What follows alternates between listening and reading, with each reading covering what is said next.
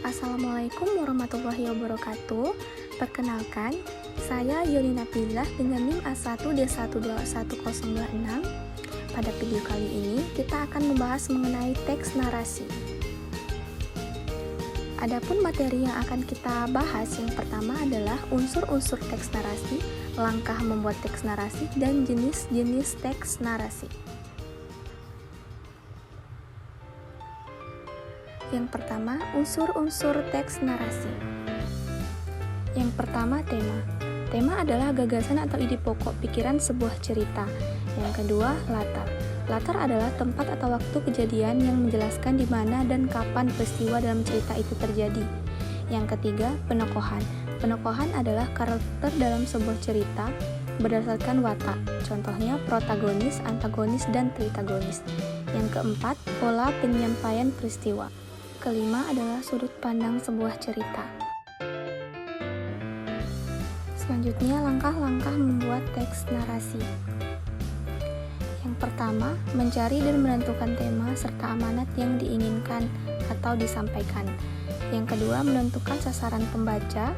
Yang ketiga, membuat rancangan mengenai peristiwa utama dan membentuk alur yang sesuai pada skema yang diinginkan.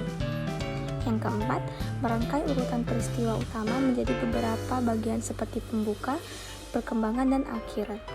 Yang kelima, membuat rincian dan penjelasan mengenai kejadian utama secara detail untuk mendukung cerita. Yang keenam, menyusun skema tokoh, watak, alur, latar, dan sudut pandang. Dan yang terakhir adalah memahami dan mengerti bagaimana aturan tanda baca setiap kalimat yang ada dalam cerita. Kemudian, jenis-jenis teks narasi. Yang pertama, teks narasi informatif.